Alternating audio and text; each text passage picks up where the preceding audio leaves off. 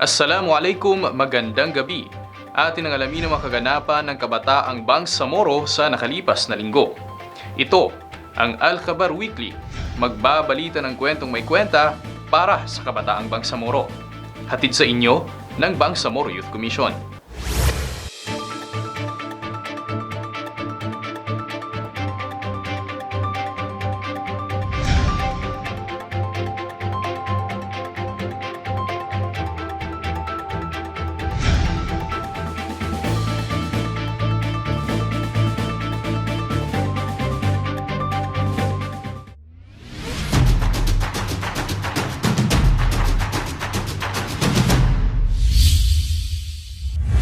Nagbahagi ng mga mahalagang rekomendasyon at komento ang mga kinatawan ng lokal na pamahalaan at sektor ng seguridad mula sa Lanao del Sur para sa pagbabalangkas ng Bangsamoro Action Plan on Youth Peace and Security o BAPYPS. Narito ang report. Sa ginanap na konsultasyon noong Miyerkules, September 13 sa lungsod ng Marawi, nagbahagi ng mga mahalagang suhestyon at komento ang mga kinatawan ng lokal na pamahalaan at sektor ng seguridad mula sa Lanao del Sur para sa pagbabalangkas ng Bangsamoro Action Plan on Youth Peace and Security o BAPYPS. Ang konsultasyong ito ay huling bahagi na ng serye ng konsultasyon sa buong rehiyon na naglalayong maglikom ng kontekstualisadong mga suhestyon mula sa iba't ibang stakeholder, kabilang ang grupo ng mga kabataan, civil society organizations, lokal na pamahalaan at sektor ng seguridad para sa mas komprehensibo at inklusibong plano na tumutugon sa mga isyong may kinalaman sa kabataan, kapayapaan at seguridad. Mga bagong batch ng eskolar ng Ministry of Science and Technology o MOST nanumpa at tumanggap ng cash grants. Narito ang report. Nanumpa at tumanggap ng cash grants ang nasa higit 300 bagong batch ng mga eskolar ng Ministry of Science and Technology o MOST sa ginanap na seremonya noong September 7 sa lungsod ng Cotabato bilang parte ng pagdiriwang ng Bangsamoro Science and Technology Week ngayong taon. Ang nasabing mga eskolar ay may mga kwalipikadong mag-aaral mula sa Maguindanao, Cotabato City at Special Geographic Areas na natanggap sa Bangsamoro Assistance for Science Education o BASE, Mujahideen Assistance for Science Education o MASE at Bangsamoro Assistance for Science Education Merit Base o BASE Merit ng MOST. Layunin ng scholarship program na ito na itaguyod ang agham at teknolohiya sa rehiyon sa pamamagitan ng pagbibigay ng tulong pinansyal sa mga kwalipikadong mag-aaral na kumukuha ng mga kurso na may kinalaman sa agham at teknolohiya. Samantala, ginanap din ang parehong seremonya sa Lanao del Sur noong Huwebes, September 22 para sa 49 na eskolar mula sa nabanggit na probinsya. Inaasahan naman na manumpa at tatanggap ng cash grants ang mga eskolar mula sa probinsya ng Basilan, Sulu at Tawi-Tawi nitong huling linggo ng September. Ayon sa MOST, tatanggap ang bawat eskolar ng base at mase ng 8,000 piso kada buwan. Samantala, tatanggap naman ng 20,000 piso kada buwan ang mga eskolar ng base merit.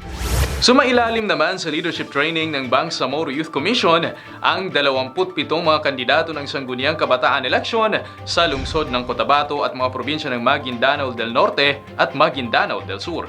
Narito ang report. Sa layuning palakasin ang husay sa pamumuno ng mga kabataang lider, sumailalim ang 27 mga kandidato ng Sangguniang Kabataan Eleksyon sa lungsod ng Cotabato at mga probinsya ng Maguindanao del Norte at Maguindanao del Sur sa isang 3 araw na intensibong leadership training noong September 22 hanggang September 24. Pinangunahan ng opisina ni BYC Commissioner Naseruddin Dunding ang nasabing pagsasanay na pinamagatang Project Emerge SK. Katuwang ang Integrated Democracy and Development for Meaningful Progress Incorporated, Hirayang Kabataan at Open Society Foundations. Ayon kay Commissioner Dunding, ang inisyatiba ay isang patunay na sa tuloy-tuloy na pagsusumikap ng Bangsamoro Government na i-transform ang mga kabataang Bangsamoro bilang aktibong mamamayan at katuwang sa pagsusulong ng moral governance. Samantala, sasalang naman sa parehong pagsasanay ang pangalawang batch ng mga kabataang kandidato sa unang bahagi ng Oktubre. Ayon sa Commission on Elections o COMELEC, nakatakdang gaganapin ang barangay at sangguniang kabataan elections sa darating na October 30 ngayong taon. Ilang opisyales at miyembro ng youth serving and youth organizations sa probinsya ng Basilan, Sulu at Tawi-Tawi sumailalim sa training of trainers para sa sangguniang kabataan mandatory training. Narito ang report. Upang mapabuti ang paghahatid ng mga pagsasanay para sa mga opisyal ng Sangguniang Kabataan o SK, sumailalim sa Training of Trainers noong September 20 to 21 sa Zamboanga City ang iilang opisyal at miyembro ng youth and youth serving organizations sa probinsya ng Basilan, Sulu at Tawi-Tawi bilang paghahanda sa itatampok na SK Mandatory Training ngayong taon. Sa pamamagitan ng iba't ibang sesyon, itinuon ang mga trainers sa iba't ibang pamamaraan ng kasanayan na nakatuon sa youth-centered approach upang mas mapaigting ang partisipasyon ng mga kabataan. Isa rin sa focus ng aktibidad ang pagpapakilala sa mga alituntunin, plano at patakaran ng SK Mandatory Training o SKMT na ipapatupad pagkatapos ng Barangay at Sangguniang Kabataan Election na gaganapin ngayong October 30. Ito ay upang masiguro ang maayos at koordinadong pagpapahayag ng mga malalaking programa para sa mga sangguniang kabataan. Sa nasabing training, binigyang diin ni BYC Youth Development Officer Seti Ivy Ampatuan na ang mga SK ay may kalayaan sa paggamit ng kanilang mga pondo. Ang punong barangay ay tanging magbibigay gabay lamang sa mga isasagawa nilang aktibidad, ngunit hindi ko kontrolin ang mga ito. Gayunpaman, ang SK ay responsable at dapat magkaroon ng kaalaman sa pamamahala ng kanilang pondo. Ito ay upang matiyak na ang mga opisyal ng SK ay may sapat na kaalaman at kakayahan upang makatulong ng epektibo sa kanilang mga komunidad at sa pangkalahatang pag-unlad ng rehiyon. Ang mekanismong ito ay alinsunod sa probisyon ng Section 27 ng Republic Act No. 10742 o mas kilala bilang Sangguniang Kabataan Reform Act of 2015 na nagpapataw sa mga opisyal ng Sangguniang Kabataan at mga miyembro ng Local Youth Development Council na sumailalim sa mga obligadong programa ng pagsasanay bago ang kanilang pag-akto ng tungkulin. Samantala, sumailalim ang ilang empleyado ng Bangsamoro Youth Commission o BYC sa 3 araw na pagsasanay ng data collection methods and techniques in data consolidation, processing, and analysis. Narito ang report.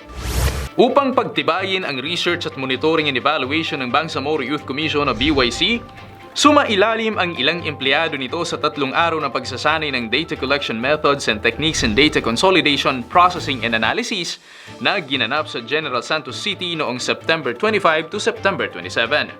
Isa sa mga layunin ng pagsasanay ay ang pahusayin ng kaalaman at kasanayan ng mga technical staff ng Project Management, Monitoring and Evaluation Unit at Research Services Unit sa mga epektibong paraan ng pangongolekta ng data, pagsasama-sama ng data, pagproseso at pagsusuri ng data. Binigyang diin naman ni BOC Project Evaluation Officer na Bila C. Ismael ang kahalagahan ng inisyatiba bilang isang mekanismo na makatutulong sa paghubog ng mga pagsisikap ng komisyon sa larangan ng pananaliksik at pagsusuri. Aniya, inaasahan na ang pagsasanay na ito ay magbibigay ng mga kakayanang magkaroon ng mahalagang kaalaman patungkol sa usaping datos, na siyang magsisilbing pundasyon sa pagbabalangkas ng mga pulisiya na tumutugon sa mga pangangailangan ng mga kabataan sa rehiyon. Nagsilbing resource person sa nasabing pagsasanay si Haris Pangkoga na isang dalubhasa sa pananaliksik at pagsusuri. Ang pagsasanay na ito ay nagsisilbing follow-up sa mga nakaraang workshop na ginanap kamakailan ngayong taon bilang pagpapatuloy sa pagmomonitor ng komisyon sa mga programa nitong nakasentro sa kabataan. Ang pagsasanay na ito ay nagsisilbing follow-up sa mga nakaraang workshop na ginanap kamakailan ngayong taon bilang pagpapatuloy sa pagmomonitor ng komisyon sa mga programa nitong nakasentro sa kabataan. At yan ang mga kaganapan ng Kabataang Bangsamoro sa nakalipas na 2 linggo. Sa Alcabar Weekly, mga kwentong may kwenta para sa Kabataang Bangsamoro. Manatiling nakatutok sa mga pinakabagong kaganapan at balita.